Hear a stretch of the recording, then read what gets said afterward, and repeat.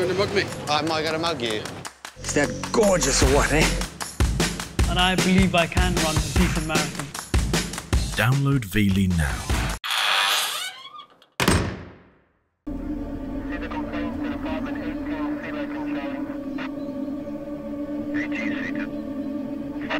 BBC News at midnight. 11 days after she disappeared, Paula Poolton's body was discovered in the boot of her car. She'd been stabbed 7 times. Her body left in her car along this road. Paula Poolton will be remembered as joyful, bubbly and a friend for life. It still hurts to know that she's no longer with us.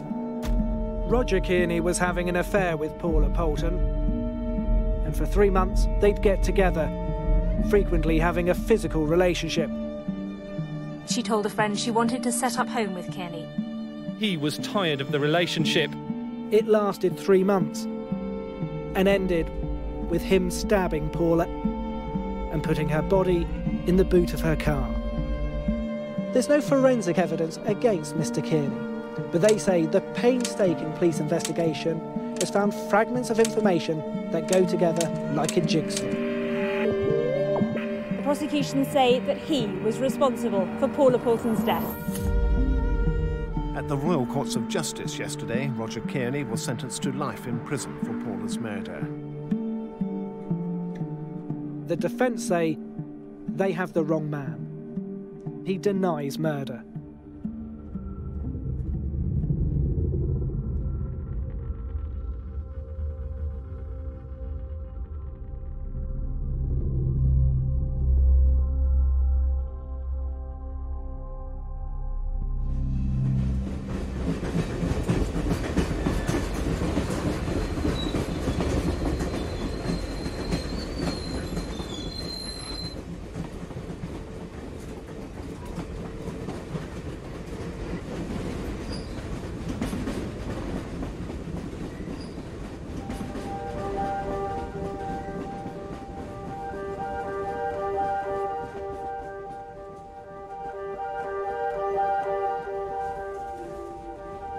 We have loads of people writing to us at Inside Justice.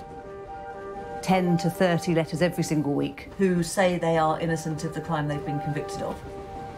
People can write really good letters to us, but it's very easy for somebody sitting there, isn't it, with all the time in the world to put down some very carefully thought out words about why you should believe them. There's lots of very good liars out there. In Roger Kearney's case, his daughter Louisa wrote to me, "Dear Louise, my father has been wrongly convicted of murder. I'm writing to ask for your help. We really do not know what to do. Firstly, there is no forensic evidence to link him to the crime whatsoever. And if you can help us, please, please do so.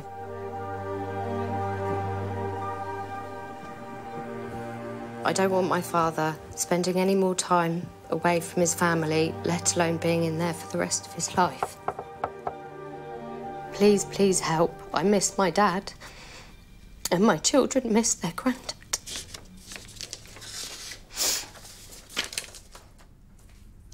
I mean, have you ever talked explicitly about whether he did it, or have you just always assumed that he didn't? There was never a time that I've thought, ooh, maybe he could have done it.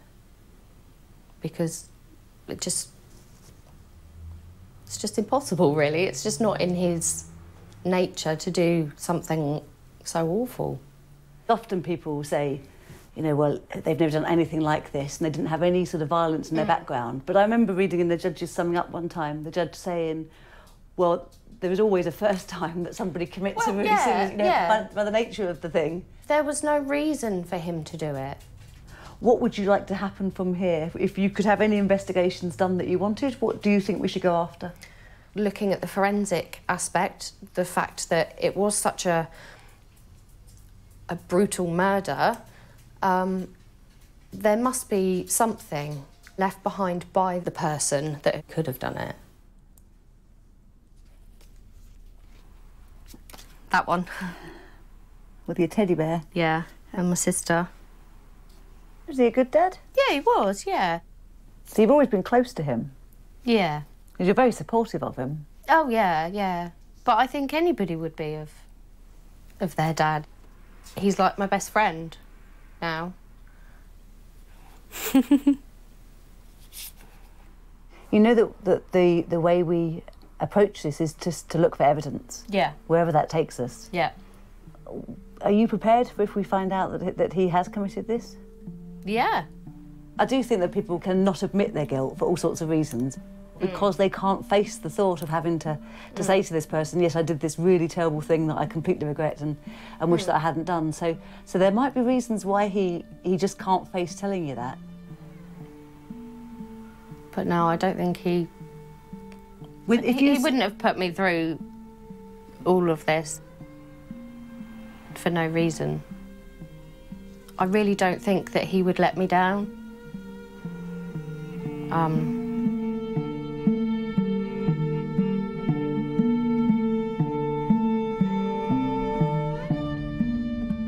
With every person, you have to assume there's a good chance they're lying. But Louise is saying in this case there's no forensic evidence linking her dad to the crime, and I think that's important. In a murder case like this, that's unusual.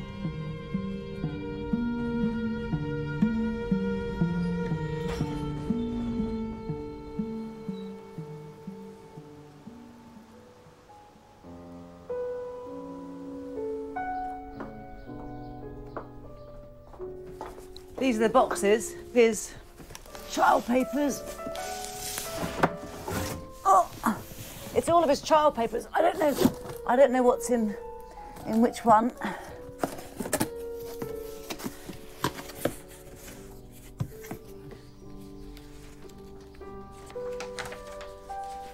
I'm not a scientist, I'm not a lawyer, I'm not a judge, I'm not a police officer.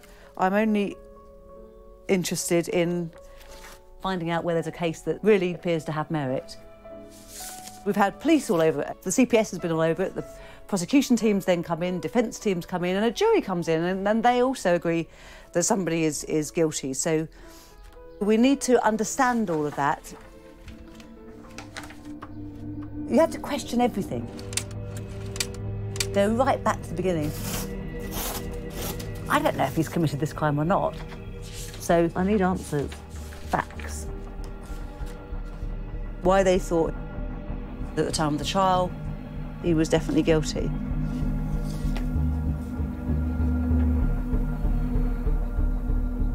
"52-year-old Roger Kearney met Paula Poolton when they were stewards at Southampton Football Club. He'd been with his partner for 8 years, while Paula was married, but they began an affair, spotted here on CCTV, and for 3 months they'd get together, frequently having a physical relationship, either at her home or in his car. Paula had been looking at houses and wanted Kearney to move in with her.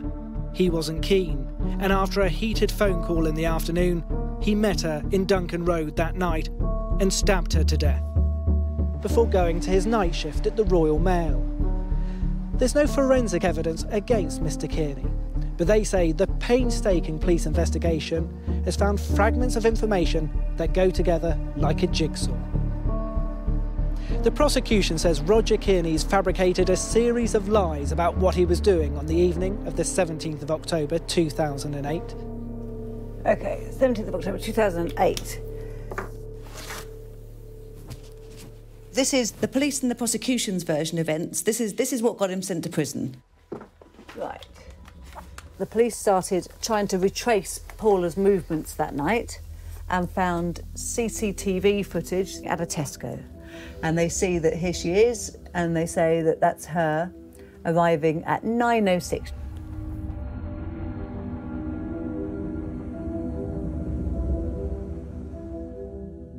According to the prosecution, Roger Kearney left home at 9:30 in order to go and meet up with Paula.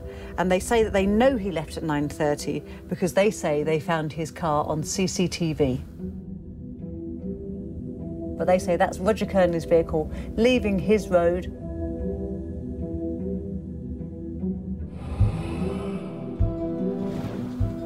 He then drove down here,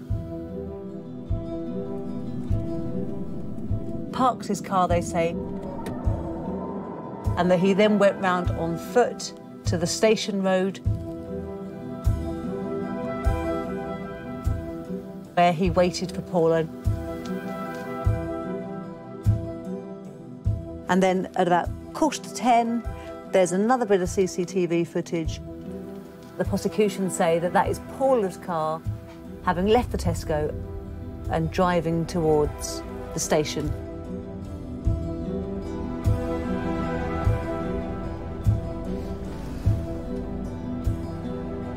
And she turned up.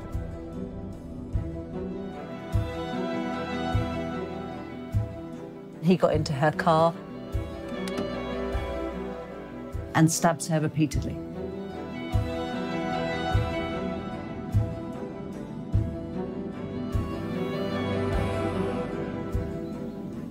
And then they say he takes their body out, he puts her in the boot of the car and leaves her.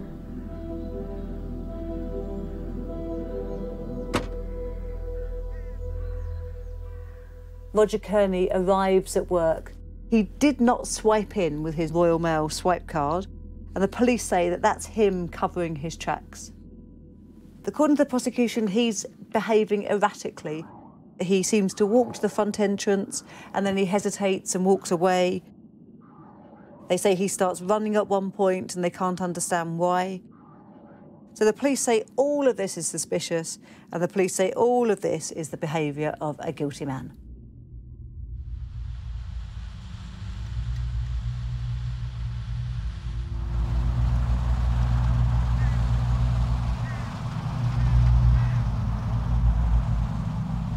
So what are you waiting for now?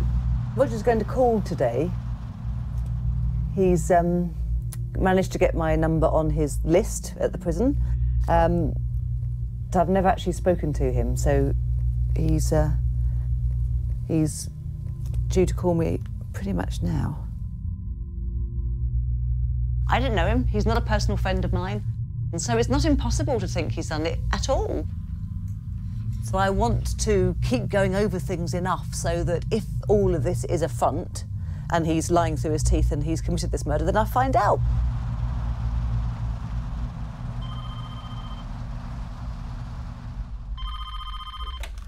Hello, Inside Justice. Oh, is that Louise? Yes. Yes, Roger. Hello, Roger. It's good to talk to you after all this time. Yes, it is. Why do you want Inside Justice to be involved in this, Roger? Because I don't know what to do. I need help to prove my innocence. If you look at the evidence, there's no forensics that links me to the case. Right. Because everything is hearsay. Yep. I am not a violent person. What I would like to ask you to do is talk me through the evening, the 17th, when Paula went missing, in as much colour and detail as you can possibly muster for me. Right. About 5:45, Carol came home, dished up the dinner, just about 6 o'clock-ish, maybe a little bit after that, and we sat and watched a bit of TV. When that finished at 10 o'clock, I got up and went to work. I didn't recall exactly what time it was, but it was sometime after 10. There was no record of you coming in your car, being swiped in. I can't understand why I didn't register it, because, I mean, you can't get your car in because there's a barrier there unless you swipe the card. Mm-hmm. If it failed, I wouldn't have been able to get in. I see. OK. I went to get my glasses on, realised I didn't have my glasses, and I went back out, got my spare pair of glasses, and then I ran to the gate. They said it was unusual behaviour going through a vehicular entrance that I shouldn't have been using, but I'd used it lots of times, and other people used it as well. Are you absolutely certain you're being straight with me? I swear to you, I wouldn't lie to you. What's the worst thing that I'm going to find out about you, do you think? I've got nothing to hide. Is there anything that you are anxious about that you don't want to be done? You can look at everything. Are you sure? Is there anything at all that will make me worry about anything you've told me? I've not told them anything different to I've said to anybody else. Are you absolutely sure, Roger? If I need to know, if there's anything in there, I need to know it from you. Absolutely. You know, you know our golden rule at this organisation. Yes. And I want to make sure that I just tell you one more time, if there is something which is significantly different to what you've told me, that I would have real difficulty with carrying on with your case. There is nothing. I've done nothing to be ashamed of. I really need to know from you whether or not you did this murder. I can guarantee that I did not do what they said.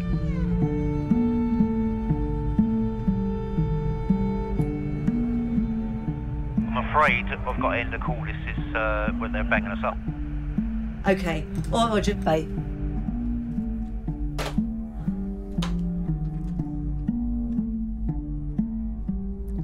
I hope he's telling the truth.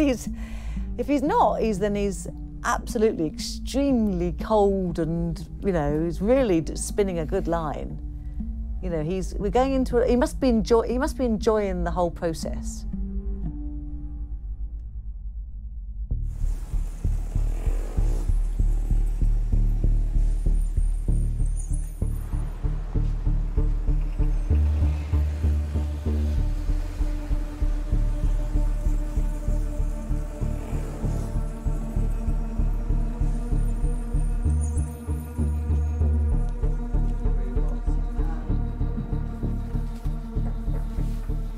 Let's start going around the room, if we can, introducing ourselves.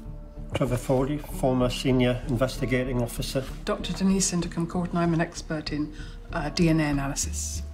I'm Karina Platt, a specialist in miscarriage of justice at Stevenson Solicitors. Peter Menezes, I'm Professor of Forensic Medical Sciences at Barts in London. I'm Jo Millington, I'm a Senior Forensic Scientist at Origin Forensics. My specialism is blood pattern interpretation. I'm Dr. Anne Preston. My specialism is textile fibre comparisons. Thank you very much.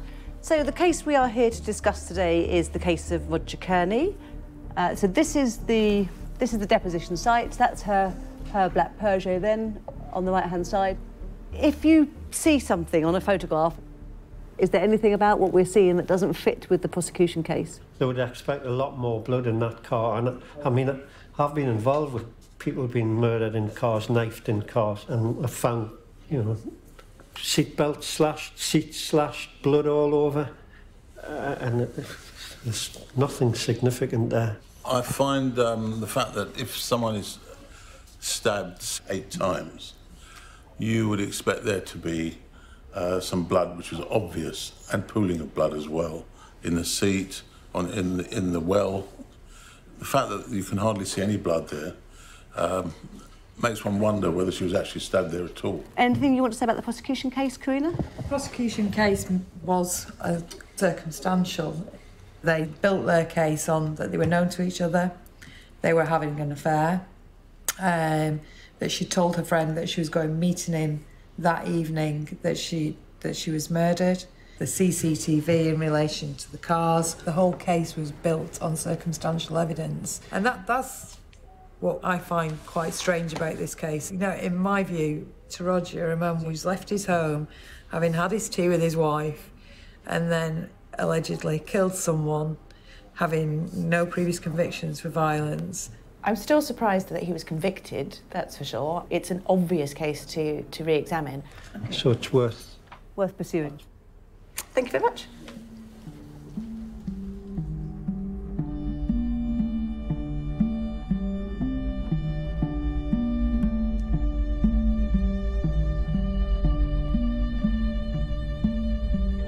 The prosecution's case looks closely at Roger Kearney's movements on the night of Paula Poolton's disappearance.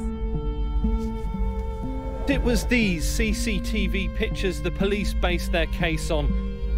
Roger Kearney's car was caught on camera, spotted here on CCTV. CCTV was central to the prosecution case here. They said it showed Roger's car heading towards the murder scene.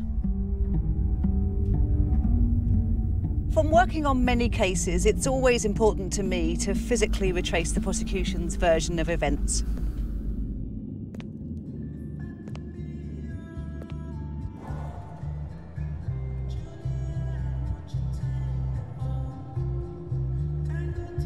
go to the murder scene, go to the real place, see if it fits.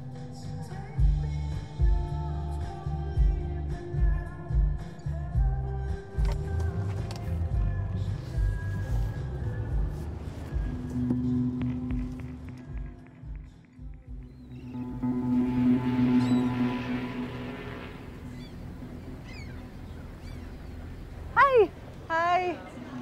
Nice to see you again. Nice to see you. How's the journey? Oh, bit dear, was it? You come a long way. Yeah, I heard me. Yes. So what is it you want to show me? I've got all the CCTV. I've put it all onto a laptop just to show you all of the individual footage. I've just been trying to make sense of it. Right. So I thought if we went through it together, okay, it would just make a bit more sense, perhaps. So this is his car, okay? Yep. So this is where Roger was living at the time. That's his Shogun. Okay. And then what I've got is all the CCTV footage right from the start of when they say he's leaving home and driving to go and see her. There. That one. Right. Does look like a 4x4. And the police are, adamant that's his vehicle.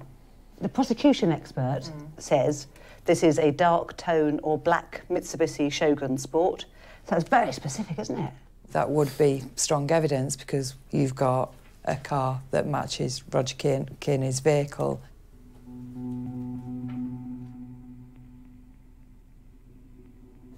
So Roger Kearney's house is here. Yep. Comes out opposite. This is him coming left. Comes out to the main drag, and he takes a left along here. Right.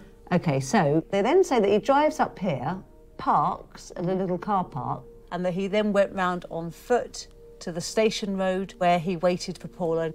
There, where the red dot is, that's where her body is found in the boot. What they're showing is the route that was driven. So I'd just like to test that.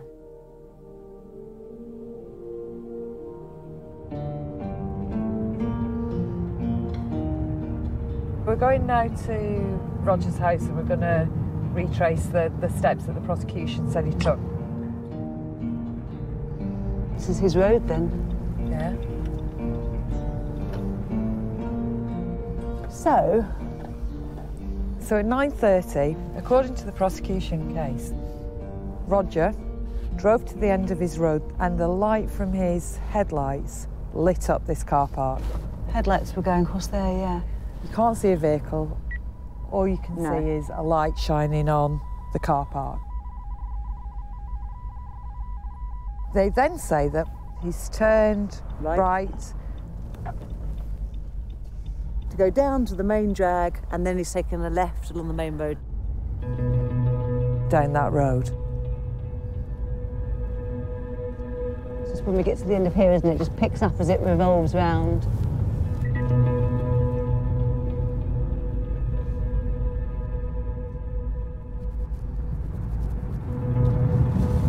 The next CCTV will be that shown at the Esso garage. Yeah.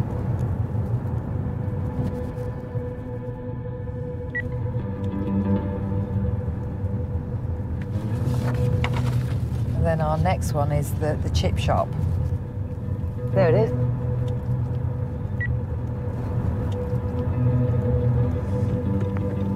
Into the car park. So they say that his car's picked up on the camera across from that chippy.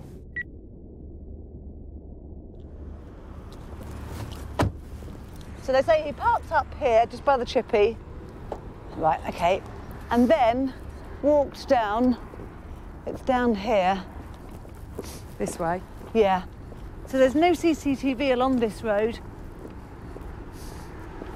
But they say he was walking up here to get to the place where he was meeting Paula. This is a busy little road, isn't it?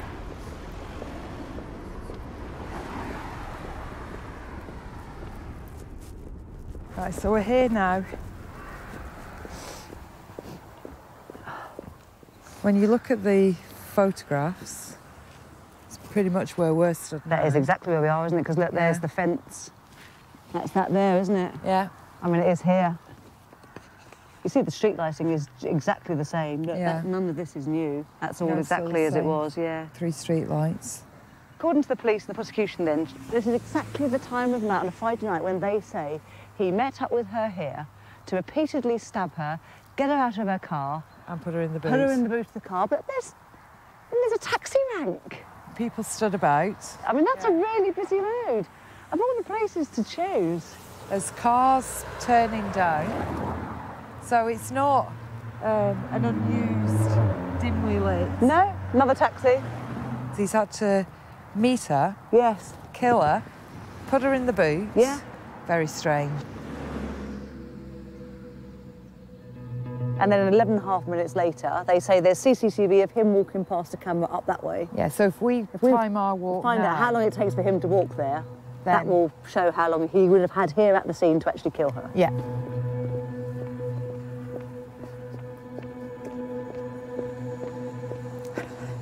So this is where they say, you know that figure caught passing here on foot? Right, let's just work it out. The window of opportunity is more or less 7.5 minutes. Yeah, yeah. So he's got very, very short, narrow window of opportunity, and there are people and cars passing pretty much constantly. He seems really, really pushing the boundaries of what is actually possible here.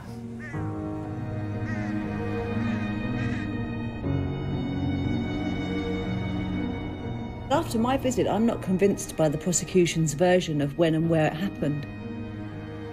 The prosecution say that Paula was killed before 10 o'clock, but Roger says that he was at home at that time, watching Little Britain on the television with his partner, Carol.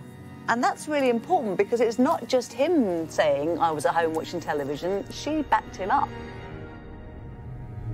She found out that Roger Kearney was having an affair, and even in light of that, she never wavered from that.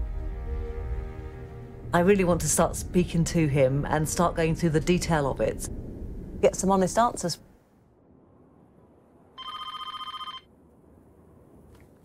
Hello? Hello, Louise. Here's Roger. Hello, Roger. How you doing? Very well, thank you. Good. Good, good. Thanks very much for phoning again. What would be really helpful for me would be if we could just go back to the day when, on the day at the 17th. Yeah. How did you spend the sort of early evening and, you know... I was preparing dinner. What did you have? Just talk me through. Pizza that I probably got that afternoon. And then we sat and watched TV.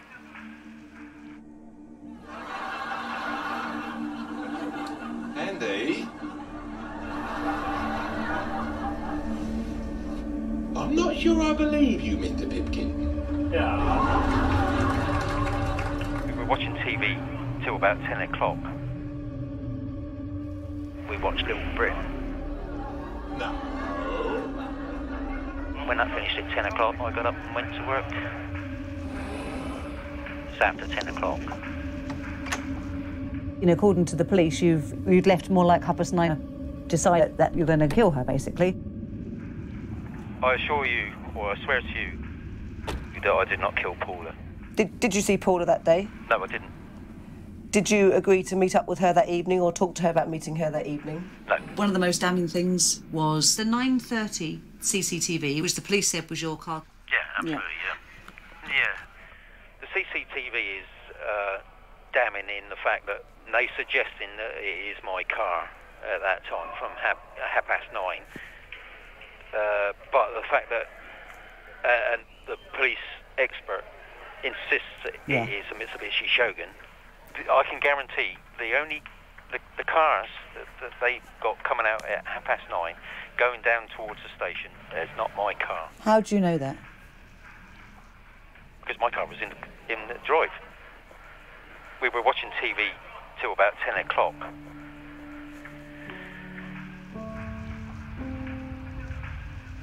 The thing that sort of worries me that I'm struggling with, I've seen in a CCTV They can check for your vehicle coming out of your road, going down to the station, you know, all those different areas. You know, there's so much. That's the trouble. I didn't leave early that night. How can you guarantee you didn't leave earlier than you thought? Because if you look for 10:15, you see my vehicle. Why? How do you mean? In video. I don't understand. What do you mean, Roger? Sorry? I don't understand what you mean. Tell me, how do you mean? Because of the CCTV. Gone 10 o'clock. You can see my car leaving. You can definitely see, because the thing, I was looking at the CCTV earlier. I swear that is my car gone 10 o'clock. How was that footage found? Me and my solicitor found out. What did the police say then at that stage? Do they... They said it couldn't be my car. If that is your car, then there's no way you've committed the murder. I suggested about trying to get the number plate enhanced. And I've always said one day the technology will be available to prove that that is my car. I'm absolutely 100% convinced that that is my car. So this is the image that Roger Kearney says is him leaving his street at 22:20. So Roger's right, there is a car. If that's him, he cannot have committed the murder. But the prosecution always dismissed this image because of another bit of footage, which is this. Roger Kearney's vehicle nearly 2 miles away at 21 minutes past 10. There's not enough time, the police say, for Roger to be leaving here at 20 past 10, drive nearly 2 miles up the road to be caught on this later camera less than 1 minute later. But in court, there was lots of debate about the accuracy of the clocks on the CCTV cameras footage, and the defence argued that there could have been enough time. The only way you can resolve it is if we can read that number plate, that would tell us whether or not it's Roger Kearney's car. I swear that that is my car.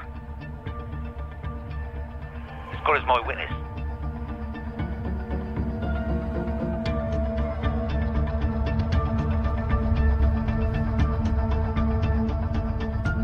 The prosecution and defence provided expert evidence about the CCTV at trial. Neither expert was able to identify the number plate on that image or any of the others. So I've asked an expert in video forensic analysis to take a look to see what he thinks. He's been reviewing some of the key CCTV images from Roger's defence file.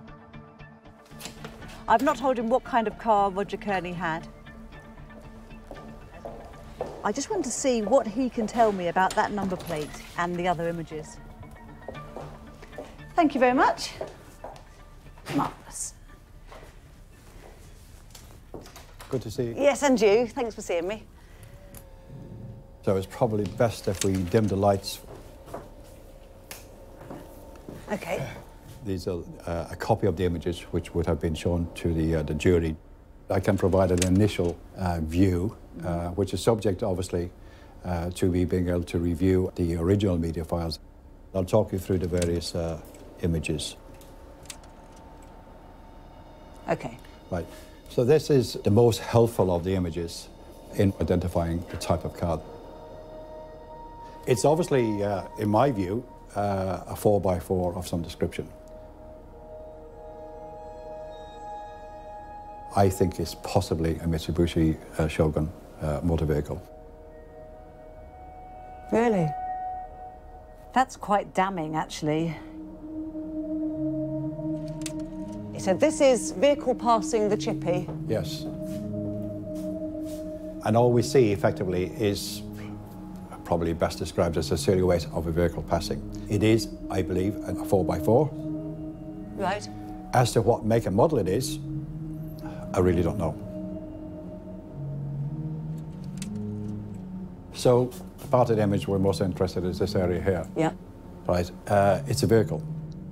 And to be perfectly honest with you, I can't go any further than that. There simply isn't sufficient detail. Is it a 4x4? I couldn't even tell you that. Really? Yeah. So let me just talk you through now then what they ended up saying in court. So on that roundabout where we saw where we had the petrol station images, travelling in. The prosecution expert says it's the Shogun. Yes, he did a reconstruction and noted the Shogun was a good match. The defence expert says, I can't agree with that. Yeah. The prosecution expert says at the fish and chip shop? Most likely to be a Shogun or a Range Rover, but possibly another vehicle would have the same features. But look at the difference between a Range Rover and a Shogun. There's a big difference, in my view, between a Shogun and a Range Rover. So if the detail is that vague, the definition is that poor, that you can't tell if it's a Shogun or a Range Rover, that demonstrates just how poor quality the imagery is. Right. Right, the image we're looking at now is that the defendant says he's left his home at around 10:20. Yeah. Right, okay. Should we go up and have a look? Yep. So all we see within this clip is the front of the vehicle. Could this be the defendant's vehicle, whatever that is? The lights are fairly high off the ground. Right. Which would suggest a 4x4. But it's impossible to say what make and model that vehicle is. Right. Is that part of the registration plate? Quite possibly, which is quite high. And to me, that's why I'm thinking possibly 4x4. Is there anything we would ever be able to do to clean that up? No. No. It would resolve the case in terms of if it's him or not, if he's the murderer or not. Unfortunately, we haven't got the luxury of fine detail.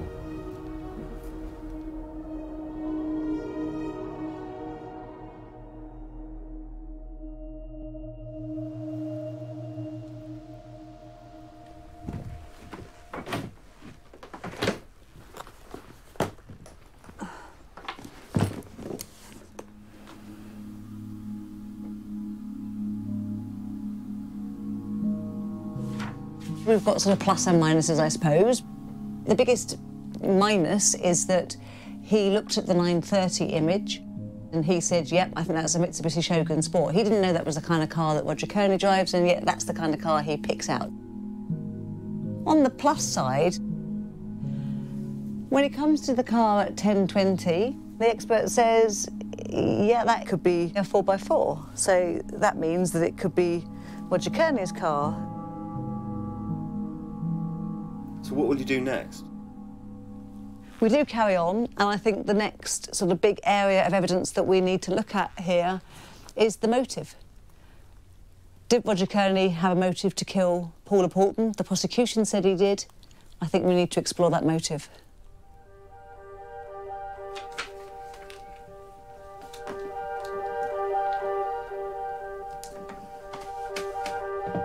Full of life and unique. Paula Poolton will be remembered as joyful, bubbly and a friend for life. The jury was told that when Mrs. Poolton disappeared, it wasn't long before police discovered she'd been having an affair. Paula was married. The court heard neither Mr. Kearney's partner nor Mrs. Poolton's husband were aware of the affair. The court heard she told a friend she wanted to set up home with Kearney. Paula had been looking at houses and wanted Kearney to move in with her. The court was told the defendant was less keen.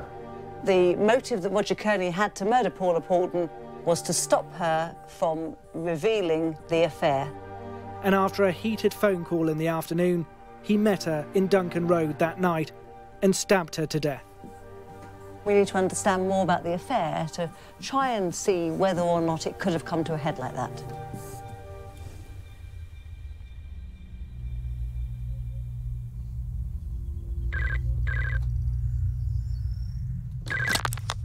Hello, Inside Justice. Hello, Louise, it's Roger. Hello, Roger, how are you? Oh, I'm very well, thank you. Good, good. Right, can you talk me through what the police said your motive was? What was their theory on why you'd have done this? The police said, or their theory was, that Paula was putting me under pressure to move in with her. That was their theory. Just, can you talk me through now then, please, how you first met Paula and how your relationship became intimate. Well, I first met Paula at the football ground. She started coming to the gym at the hotel. After a couple of times she came down, she sort of made it fairly obvious that she wanted a bit more than just to be friends. She came down there, went for a sauna, and she was in there with a bikini, and she sat really close to me. And afterwards, we had a cup of coffee, went out out to the car park. She got in my car, and we had sex in the back seat of my car. It's funny how you talk about Paula, Roger. I don't quite know where it comes from. It sounds like you're blaming her for the affair. If I'm frank, which sounds rather callous, to be honest. Oh no, I'm not saying it's her fault. I found her very attractive. She was funny. She was. Right. I found her kind. She had a nice figure. She was such a nice person, I thought. It seems to me that that you two were pretty close, really. I mean, I don't get the impression from just looking at your phone records. It feels like you are speaking pretty much every day. You are spending a lot of time on the phone together. You know, it sounds like you're close to me. Yeah, I suppose we were quite close. As friends, basically. That was for quite some time. And I say, I was attracted to her, but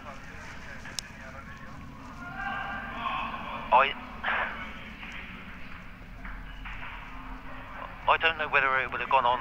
If I can't say whether it would have developed any more. There was no commitment on either side of us. Were you in love with her? No. Was she in love with you? Don't think she ever said so. No, I'm pretty sure she didn't ever say that. No. Did you think she might be? No, I'm not sure. No, don't think so. Why did you have a sexual relationship with her? Why?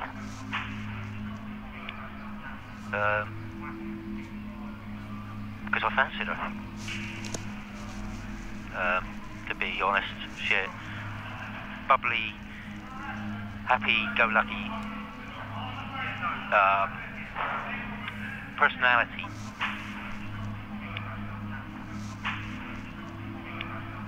Although she had a bit of a dark side, I know.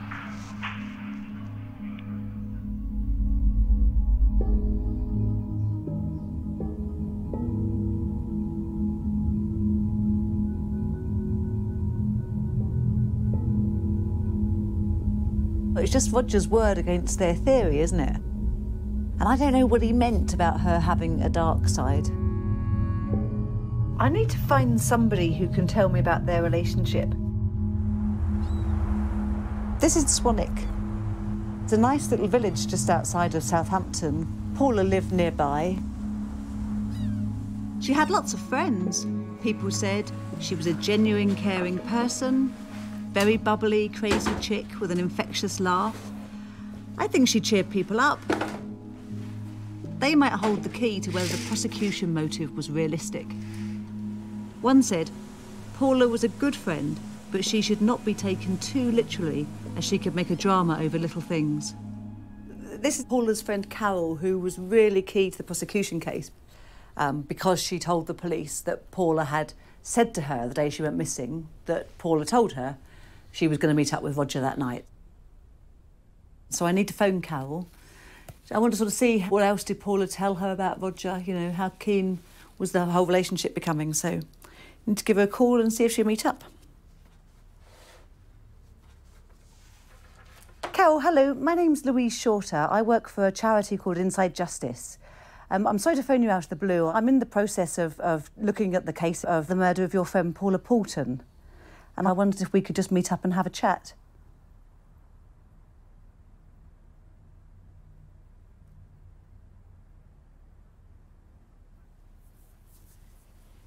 OK. Thank you very much. Thanks very much, Carol. Cheers. Bye-bye. Bye. Whew. I think it's just a bit of a shocker to get a phone call like that, you know. So she's going to go away and think about it. A bit like a blonde out of the blue, really. Totally. Totally. I mean, it is awful. I do hate phoning people up like that because you know, their friend's been murdered. That's probably not something she wants to be thinking about again. But then you know, it can be so surprising. I've worked on cases where the family of the person who's been murdered ends up campaigning and being involved with the campaign that the person in prison isn't guilty, and you know, so you just can't make assumptions for people. You just have to sort of try and gently tell them this is what we're doing. If we are looking at the wrong case, if this person is really guilty, if you know something that we need to know, then please tell us. But you know, let them have the choice really, and whether they want to get involved. Paula had a long-standing sort of friendship with a man called Stan. I know she doted on him. At trial, he said that she would sometimes spend a night at his home. So who is this Stan Baker? It says that Paula had known him for years, and she went to him in times of trouble. But Stan lives on the other side of town. Nope, go around the front.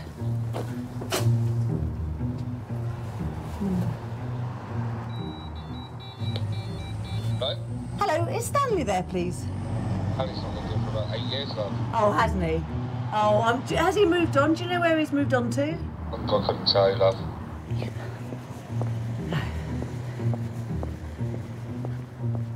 You weren't the man I was just talking to, are you? Do you know Stanley? No. Oh, OK. Hello.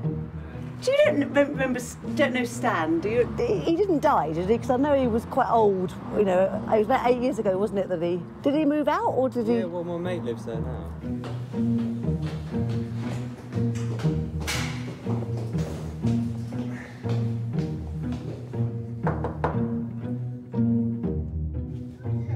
Oh, I'm trying to find Stan Baker.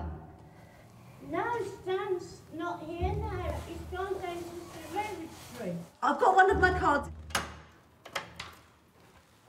That's my number for Stan. Thanks.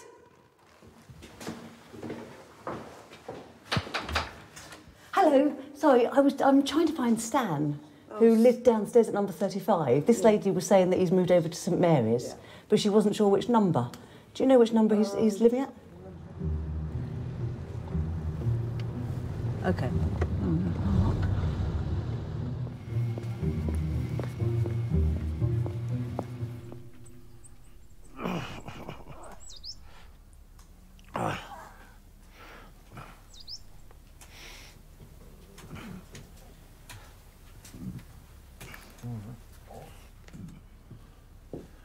That's Paula there.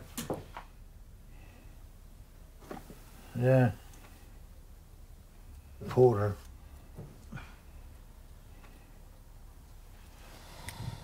Is that a picture of Paula? Yeah. Sure, no. Oh, that's lovely. Yeah. That's lovely. I wonder how old she is there. Tell me about her. I met her at a nightclub. Yeah. I was a doorman there. And we've been friends ever since, like, very nice, well-mannered, very pretty girl. She loved me. Sometimes she used to stay, sometimes she didn't, like. Do we hold? There's some there. That was years ago, that was. So that's how you looked when you first knew when I was Paula, younger, then? yeah. There's Paula there, with the budgie on my arm. Oh, yeah. So you're still in touch with Paula's parents? Yeah. Every time it was her birthday or Christmas time, Yeah. I always send her money for flowers. I always tell Mum I miss her a lot. Was she good company? Well, she drank quite a few, but she had a bad temper. Was that when she was drinking? Yeah. But she'd get angry, throw a bottle at you or something. What would make her angry? Jealousy. Ah. That's what I can say, jealousy. Right. Did she say anything to you about the postman? I don't know other people's business. I don't want to know anyway. Did she ever say the name Roger to you? No. I can't forget her.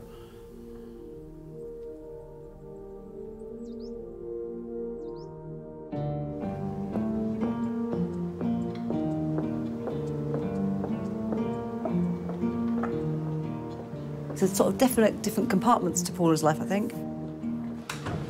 So there seemed to be the group of friends, like Carol would meet her for coffee and that kind of thing. And then there seemed to be people like Stan. I don't think those two worlds collided, really. What I don't understand is whether Paula would definitely have said the absolute truth to Carol. Some people know certain secrets and others know others, but nobody seems to know the whole picture of her, really. Next saved message, 2:44 p.m. Yeah, hello. You came down last evening, inquiring. I know Stan very well, Stan Baker. I know Paula. Well, she was my best friend.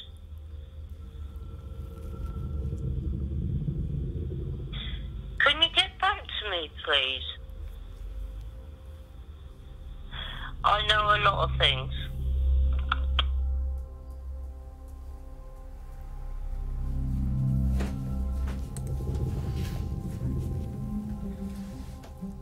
So you come from London then? Yeah.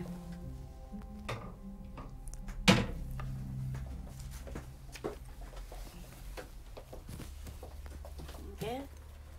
Oh, lovely.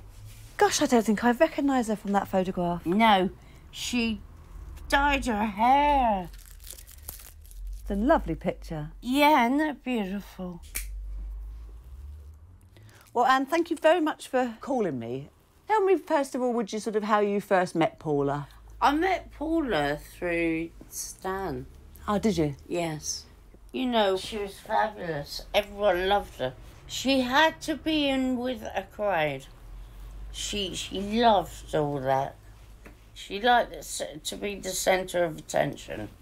She loved it. Can you remember sort of times, nights you had together? Yeah. Or would you just turn up out the blue, or would she phone you first, or how would that work? No, I had the blue. Always. She used to sleep here sometimes. I loved her to bits. She used to tell me a lot of things and I kept it to myself. She met someone else. In fact, 2 other men. So she was married to Ricky? Yes, But she was having 2 different affairs? Yes, that's right. Yes, she was. The postman who's now in prison? That's right. And this other man? Yeah. Then? Without a doubt. So what did she say then, firstly, about the postman? She was excited. Did she want the relationship with him to be more serious then? From my angle, I think she did. Yeah. So what did she tell you about this other man? About a week before it happened, she said she had to get rid of him. Why? Because he was bullying her. This was definitely the other boyfriend. Oh, yeah, I'm not talking not about the the postman. No. And you're not talking about the husband? Oh, no, I'm not. So she said that the boyfriend was bullying her? Yeah. Was she worried about him? She definitely was. Did she tell you anything about this man? Did she describe him or tell you what he was like? She talked more about the postman. Uh-huh. She didn't say a lot about the other one at all. And you had no idea who this other man was? I never met him. It was very hush-hush. Was it? Yes, that's So right. she was happy with Roger the postman? Yeah. But she was worried about the other one? That's right. So do you think she was going to call off the relationship with the third man? Yeah. Then what? How did she seem then when she said she was going to call it off? Nervous. Right. And you. It's not like her to get like that. Wasn't it? No. She was getting in the right taste was here. She was definitely worried about something. Something was wrong with her. Something was wrong and I could feel it. I could sense it coming off her. It was horrible to see her like that. To hear her talk like she did. Tell me about it, this is important. Had something happen to her? Men. Yeah.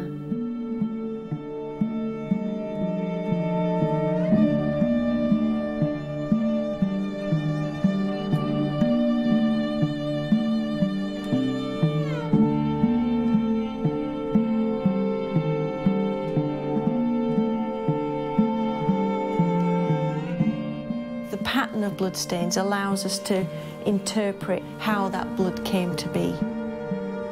Small areas of bloodstaining were found on the driver's seat. Is that suggested that somebody wet with blood has driven the car? It could be. What I want to know is, does this turn at all?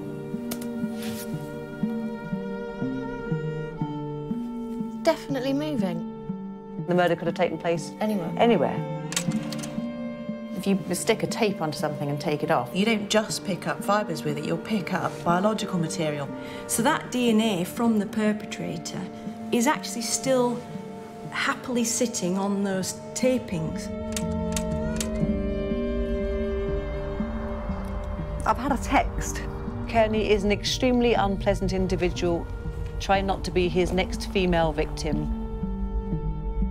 If you actually feel that I possibly could have done, I wouldn't blame you if you dropped my case.